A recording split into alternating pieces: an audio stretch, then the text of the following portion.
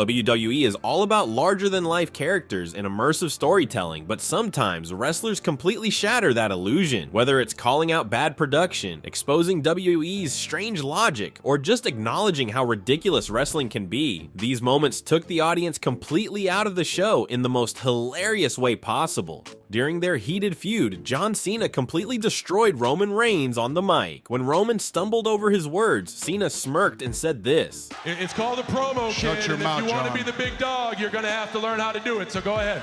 Then, just to make sure everyone knew what he was doing, he turned to the camera and added, "See ya, fourth wall!"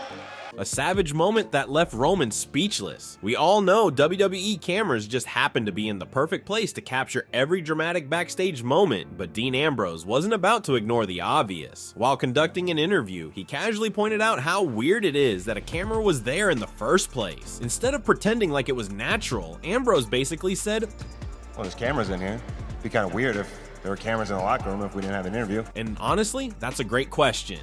For years, fans have speculated that WWE artificially enhances crowd reactions, and John Cena practically confirmed it on live TV. While roasting Austin Theory, he casually called out how WWE had to pipe in fake noise to make his matches seem more exciting. The fact that Cena said it with a straight face, while his opponent tried to keep character, made the moment even better. "I would so much rather be bald than have them pipe in fake crowd noise for my matches because nobody cares." WWE tries to make its audience believe every reaction is real, but even their biggest star wasn't buying it. There's always been a mystery in WWE. How does a wrestler's entrance music play at the exact right moment every time? Well, Mick Foley let the secret slip. In the middle of a live segment, he casually asked the production team to hit Seth Rollins' entrance theme, and immediately it played. "Hey, this is Raw General Manager Mick Foley. Will you hit Seth Rollins' music, please?" That was all the proof fans needed. It's not magic, it's just a guy pressing a button backstage. The Undertaker spent decades keeping kayfabe alive, but even he had his moments of breaking character. During a promo, he took a shot at The Rock's scripted lines, pointing out that he had a team of writers feeding him material. "Listen to this, Rock. I want you to get your TV writers that write all your comedy stick for you and get them to write you a eulogy." For a guy who was always supposed to be mysterious and supernatural, hearing him casually reference TV writers was a shocking fourth wall break.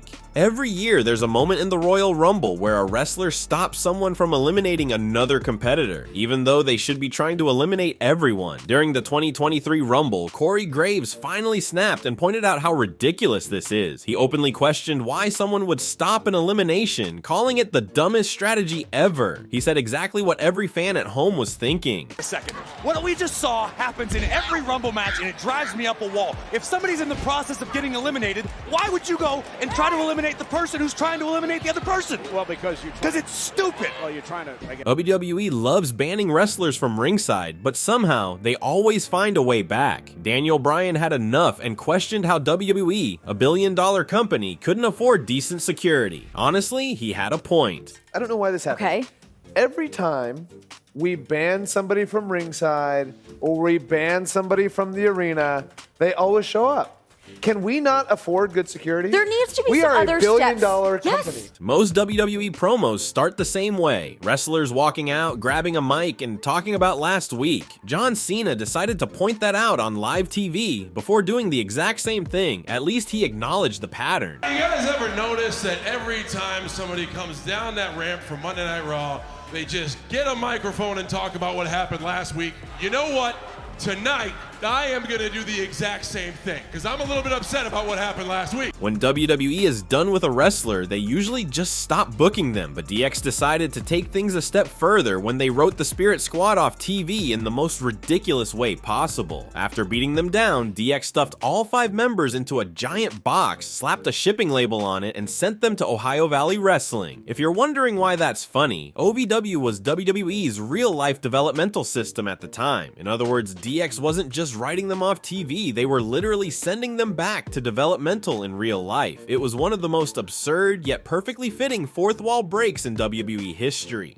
During a match, Logan Paul tried to pull a sneaky move by hiding under the ring, but instead of acting confused, Orton casually looked up at the big screen, saw Logan on the replay, and immediately dragged him out. It was such a blatantly obvious fourth wall break that even the commentary team had no choice but to acknowledge it. But Orton wasn't the only one to use WWE's massive screen to his advantage. I might try to take advantage. Oh, look out! Whoa, there's a giant TV screen right there. I can see it from a mile away. Maybe he did hurt his knee. And he didn't hurt his knee.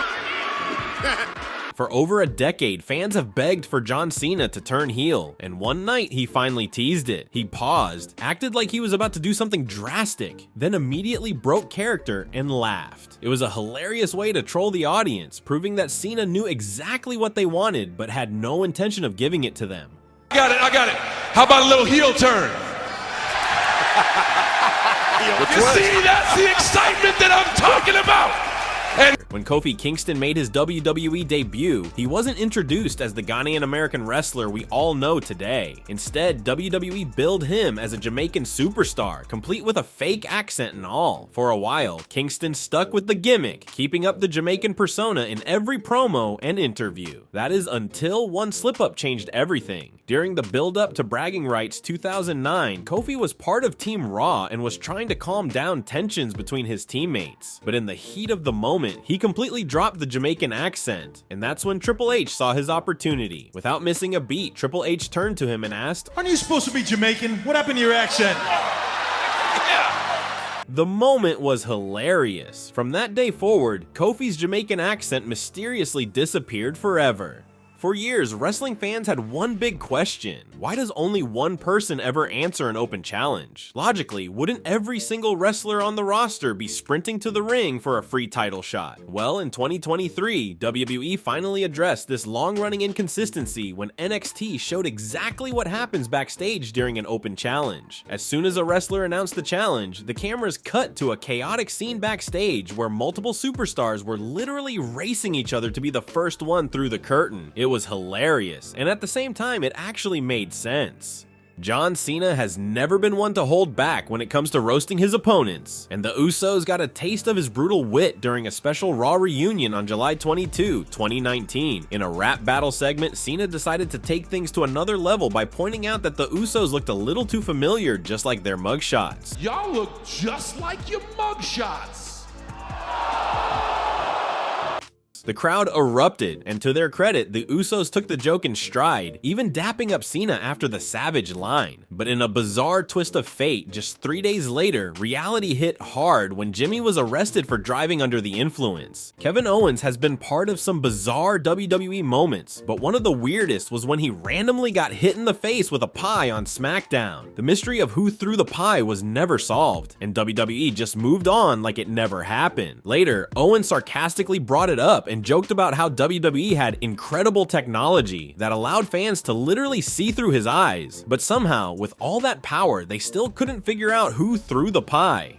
WWE had this amazing technology on Monday night where you guys could actually see through my eyes what was happening. So everybody knows that when I turned, all I saw was a pie coming at me. Don't you remember that? When you saw through my eye? If you've ever noticed that WWE interviewers never show their feet, you're not alone. Triple H did too. During an interview, he completely ignored the topic and called out how weird it was that the interviewer wasn't wearing shoes. The big question is, why don't you wear shoes when you do these? I don't have an answer for that. When The Rock returned to WWE in 2012, he was hyping up his big match against John Cena with one of his signature long-winded promos. But something was off. Fans started noticing that The Rock had notes written on his wrist. And if they noticed, you can bet John Cena did too. When Cena came out, he completely broke character and called The Rock out on it, making it clear that while The Rock was reading from notes, Cena was coming up with everything on the fly. I don't need words like respect and loyalty to trend worldwide, just like I don't need my notes for my promo on my wrist. And that's it. Some of the funniest times WWE wrestlers completely shattered the illusion. These moments prove that even in a scripted world, things can go off the rails. If you enjoyed this video, like and subscribe for more wrestling content. Thanks for watching, and catch you in the next one.